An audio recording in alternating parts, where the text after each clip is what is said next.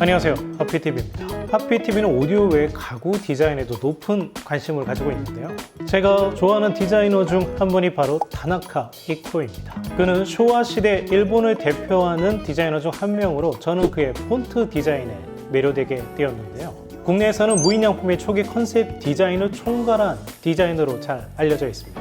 그가 무인양품 후임자로 하라케냐를 선임하고 3위로 세상을 떠났다고 하죠. 하라케냐는 최근 샤오미 CI 디자인으로 국내에 유명해졌습니다. 일본 오디오 산업을 대표하는 잡지로 일본의 스테레오 사운드가 꼽히죠. 바로 이 잡지의 로고 디자인을 그가 맡았습니다. 다나카 이코는 일상의 미를 강조했어요. 아름다움을 디자인하려면 자신의 일상과 주변을 아름다움으로 채워야 한다는 의미죠. 이 사람의 오디오를 보시죠. 먼저 메인 시스템은 JBL K2S9500입니다. 저도 오래 썼던 모델인데요. 하단 스탠드 부분이 콘크리트 소재인 것이 무척 과격하죠. 그리고 스피커 주변에는 아무것도 두지 않았어요. 그리고 가운데 블라인드처럼 보이지만 실제로는 스크린입니다. 그리고 다음 사진입니다. JBL 하크니스를 이렇게 멋지게 디스플레이한 사람은 처음 봤습니다. 마찬가지로 스피커에 어떤 계기도 눈에 보이지 않죠. 하크니스가 어디냐? 좌우 끝에 있는 것이 바로 스피커입니다. 그리고 가운데 테이블을 제작해서 마치 일체형 가구처럼 놓았어요. 다나카 이코는 1930년생입니다. 자신의 20대에 JBL의 전성기를 목도했습니다. 그리고 평생을 JBL 애호가로 지냈죠. 이 사진은 JBL 역사상 최고의 명기로 꼽히는 파라곤입니다. 바로 타나카 이코가 20대인 1957년에 발표되죠. 이후 파라곤은 오디오 역사상 가장 아름다운 스피커로 꼽히고 있습니다. 그런데 이 파라곤을 타나카 이코처럼 아름다움의 극치로 끌어올린 이가 있습니다. 패션 브랜드 비즈빔의 창립자이자 크리에이티브 디렉터인 나카무라 히로키입니다. 오늘의 주제, 나카무라 히로키와 파라곤입니다. 구독, 알람 설정하고 하피TV만의 공동구매 및 이벤트 소식을 가장 빠르게 받아보세요. 먼저 비즈빔의 나카무라 히로키에 대해 이야기해 보겠습니다. 그는 1972년생인데 어릴 때 부모님이 유학을 보내기로 결정했다고 해요. 어디로 갈래? 물었는데 독특하게도 알래스카를 택했다고 합니다. 학창시절을 알래스카에서 보내면서 빈티지 패션에 눈을 떴다고 합니다. 이후 버튼사에 근무하면서 패션 커리어를 시작합니다. 저도 스노보드 탈 때 버튼사 제품만 애용했던 기억이 납니다. 닛산 길시가 타던 쇼나이크 데크를 제가 인수해서 오랫동안 탔던 기억이 있고요. 좀 비싸게 샀던 것 같은데. 그는 버튼사에 근무하다 독립해서 2001년에 비즈빔을 런칭합니다. 신발이 유명하고 기모노와 같은 스타일의 재킷도 인기죠. 저도 두어 벌 가지고 있습니다. 국내에서는 BTS 랩몬스터가 중고나라에서 이 옷을 구입해서 유명해졌죠. 나카무라 히로키는 일본에서는 빈티지 콜렉터로 무척 유명합니다. 옷부터 시작해서 가구, 오토바이, 차까지 일본에서는 그의 컬렉션만으로도 전시회를 연 적이 있어요. 그의 빈티지 성향을 가장 잘 알 수 있는 곳이 바로 오모테산도에 있는 비즈빔 매장입니다. 옷이 걸려있는 모두가 빈티지 가구인데 정말 끝내줍니다. 가구 하나하나가 감탄을 자아내요. 얼마 전까지 피에르 잔느레 가구가 유행이었죠. 상업 공간에서 피에르 잔느레 의자를 처음 본 곳이 바로 오모테산도 매장이었습니다. 이 비즈빔 매장을 제게 가장 먼저 알려준 분이 인테리어 디자이너 마영봉 소장님이십니다. 지난 2월 세상을 떠나셨죠. 제가 아직도 마음이 정리되질 않아 정리되길 차분히 기다리는 중인데요. 정리가 되면 당대 오디오 애호가 마영봉에 대해 이야기해 보겠습니다. 다시 돌아와 나카무라 히로키는 1년에 3분의 1만 일본에 머무르고 나머지는 해외를 여행하면서 영감을 얻는다고 하네요. 그런 그가 지난 2017년 헐리우드에 위치한 저택을 750만 불, 하나로 약 90억 원에 사들입니다. 1951년 건축된 집으로 외부는 물론 주방 시설까지 1950년대 그대로 남겨져 있는 집이라고 해요. 그리고 나카무라 히로키는 1950년대 임스 가구를 집중적으로 수집하고 있죠. 가구를 좋아하는 분들이 임스 가구를 입문 때 잠시 머무르는 정도로 생각하는 경우도 많은데 나카무라 히로키는 임스를 끝까지 가져가는 느낌입니다. 저도 요즘 1950년대 임스 가구를 공부하고 있습니다. 그렇다면 그의 오디오는 당연히 1950년대 제품이어야겠죠. 바로 JBL의 파라곤입니다. 이곳은 그의 일본 집입니다. 일본 전통 가옥에 거주하며 직접 옷을 수작업한다고 하네요. 이 집은 아이폰 7 광고에도 나와 유명하죠. 덜하게 옷을 찾아온 곳이 바로 그의 자택입니다. 파라곤 놓여있는 사진을 보시죠. 거실에 아무것도 없고 파라곤 하나만 있습니다. 그리고 파라곤의 높이가 높지 않은 단을 하나 더 쓸 뿐이에요. 마치 파라곤은 이렇게 놓아야 한다고 말하는 듯 하죠. 파라곤에 대한 오마주가 아닐까 싶기도 합니다. 파라곤이 이렇게 파라곤 외에 어떤 오디오나 어떤 오브제 없이 파라곤 하나만 있을 때 가장 빛난다고 생각합니다. 또 다른 예를 보죠. 이 사진은 히스테릭 글래머 디자이너의 노부이코 키타무라의 사진입니다. 이 사람도 벽에 파라곤만 있죠. 자, 이 사진은 갤러리와 같은 느낌이죠. 이것도 일본적인 분위기네요. 소리의 울림도 꽤 괜찮을 것 같은 공간입니다. 이건 한 애호가의 사진인데요. 오디오렉을 좀 더 먼 곳으로 치웠다면 더 좋았을 것 같지만 이 공간도 멋집니다. 소파는 임스 라운지 체어네요. 마지막으로 이 사진은 JBL의 커머셜 사진입니다. 스피커만 넣고 어떤 앰프도 없죠. 작품 하나, 그리고 바르셀로나 체어. 이것이 파라곤 디자이너가 의도한 인테리어가 아니었을까 생각합니다. 그리고 일본에는 파라곤을 놓은 재즈바가 무척 많습니다. 삿포로 자마이카가 대표적인 예죠. 이곳이 왜 유명할까요? 소리가 특별히 더 좋고 그런 것은 아닙니다. 다만 파라곤을 50년 전 구입해서 한 번도 바꾸지 않고 계속 재생해왔기 때문입니다. 그 외에도 파라곤을 설치한 일본 재즈바들이 꽤 있고 일본인들의 파라곤에 대한 애정은 각별합니다. 파라곤 전체 물량의 50% 이상이 일본에 있다 할 정도이고 파라곤 미니어처도 발매한 적이 있죠. 자, 그러면 본격적으로 파라곤에 대해 이야기해 보도록 하겠습니다.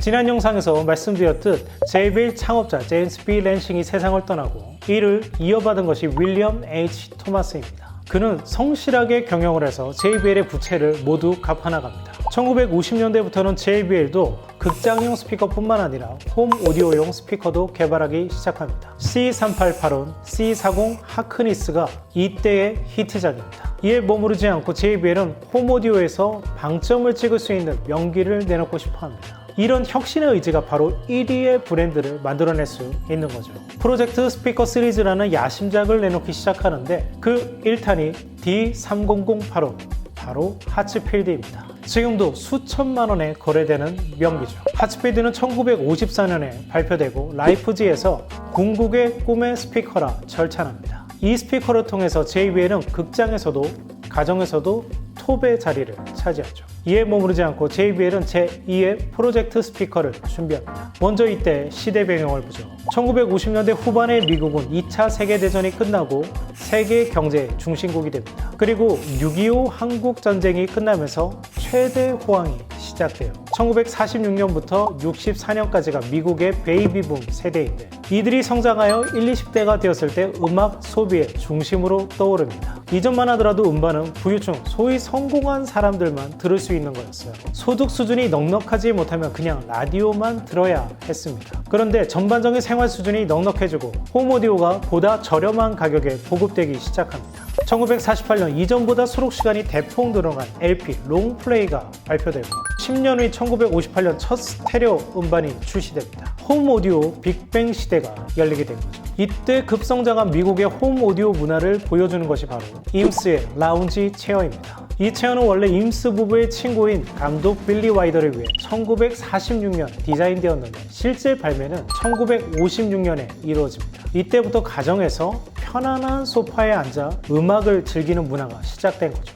그리고 이를 이어 1958년 임스 부부는 알루미늄 그룹 체어를 발표합니다. 이런 라운지 체어의 수요가 급증하게 되었다는 거죠. 여기에 1958년 코스에서 첫 스테레오 헤드폰을 출시하며 불을 붙입니다. 용돈이 적은 10대, 20대들이 포터블 LP 플레이어, 옛날 어르신들이 야전이라 부르는 기계들이 있죠. 여기에 연결해 부모님 몰래 음악을 들을 수 있는 장치가 필요했는데 그게 바로 헤드폰이었던 겁니다. 이후 엘비스 프레슬리 그리고 비틀즈의 히트가 바로 이 헤드폰의 출시와 맞물리게 됩니다. 이 시기가 바로 미국의 베레포크 뭘 해도 되는 시기였죠. 이 시기에 청소년기를 보낸 윌슨 오디오의 데이비드 빌스, 크렐의 댄 다고스티노가 훗날 붓세출의 오디오 설계자로 탄생하게 됩니다. 다시 돌아와 1950년대 후반 JBL은 홈 오디오 붐 그리고 스테레오라는 새로운 시대를 맞이하게 됩니다. JBL은 여기에 뭔가 굵직한 한방을 보여주어야 했습니다. 이전에 말씀드린 하츠필드까지는 모노의 시대였습니다. 그렇지만 스테레오 시대의 스피커는 뭔가 달라야 했습니다. JBL 또한 스테레오는 처음이었습니다. 스테레오 스피커의 가장 큰 존재 요인은 스테레오포닉, 모노 스피커에는 없는 스테이지,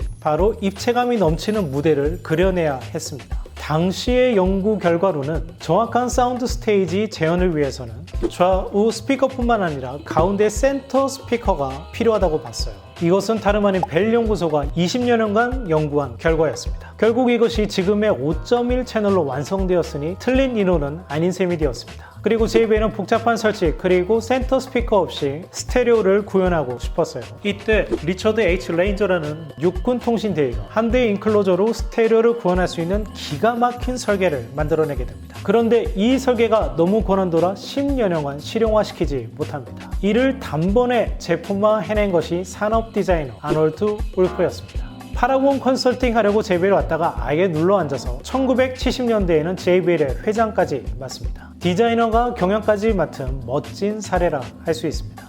이런 결단을 보면 하만의 창업자 시드니 박사가 참 난인물이라는 생각입니다. 파라곤은 아놀드 울프 덕분에 1957년 첫 발매를 시작합니다. 정식 명칭은 The JBL Ranger Paragon Integrated Stereophonic Reproducer입니다. 이름이 길어서 너무 좀 어려운 감이 있는데요. 해석해보면 JBL은 브랜드, 레인저는 개발자 이름, 인터그레이티드 스테레오포닉 리프로듀서는 그냥 스테레오 스피커라는 의미입니다.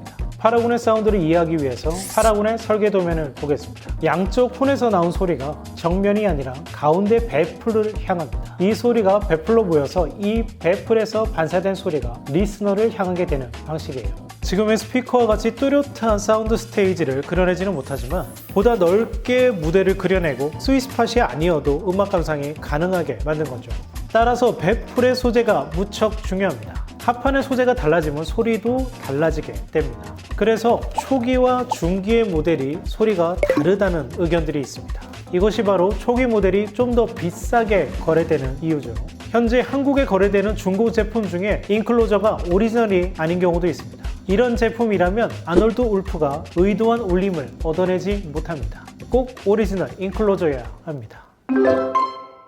파라곤은 1957년부터 생산되어 1983년에 단종됩니다. 이례적으로 26년간이나 생산된 스테디셀러였어요. 이렇게 오랫동안 생산된 오디오를 떠올려보면 B&W 노틸러스 프레스티지 정도 외에는 떠오르지 않습니다. 이 제품이 한 30년 정도 지금까지도 판매되고 있습니다. 오디오에서는 이렇게 오랫동안 생산한 경우가 별로 없습니다. 파라곤은 26년의 세월 동안 1000여 대만 생산되었다고 합니다. 수량이 적은 만큼 가격이 점점 오르고 있습니다. 파라곤은 한 대 생산하는데 112시간의 수작업을 해야 했다고 합니다. 5일 작업만 장인이 3일 내내 했을 정도라고 하네요. 1957년 발매 가격이 $1,830.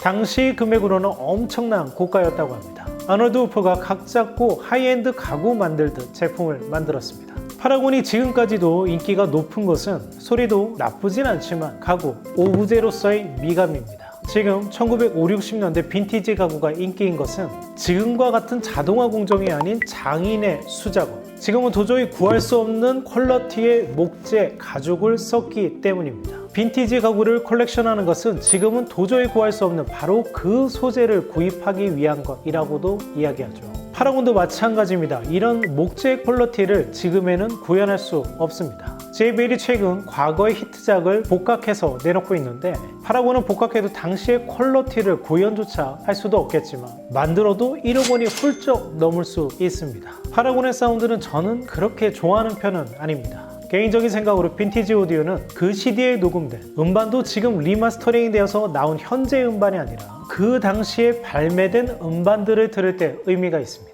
파라곤은 1950, 60년대 재즈 팝을 듣기에는 썩 괜찮습니다. 파라곤을 감상할 수 있는 것은 과거에는 국내의 음악바들에서 종종 볼 수 있었는데 지금은 죄다 없어졌죠. 우리도 파라곤만 50년 튼 삿포로의 재즈바와 같은 곳들이 많아졌으면 좋겠습니다. 현재 파라곤을 들을 수 있는 곳은 국내에 한 곳이 있는데 바로 동부 이촌동에 위치한 커피점점 헬카페입니다. 저도 아직 이곳은 가보지는 못하고 사진으로만 접했는데요. 여기 사장님 뭔가 아는 분 같습니다. 디스플레이가 아주 그럴싸합니다. 파라곤 하나만 넣고 다른 건 아예 치워버렸어요. 이런 사업 공간 보통 좁죠. 오디오 놓을 곳이면 테이블 하나를 더 놓을 수 있습니다. 흔히 파라곤 위에 앰프나 음반을 놓는 곳들이 많은데 저는 이걸 추천하지 않습니다. 파라곤 옆이나 위에 아무것도 놓지 않기 참 쉽지 않은데 헬카페는 모두 치워놓고 파라곤만 놨어요. 이렇게 오노의 취향을 보여주는 공간 저는 멋지다고 생각합니다.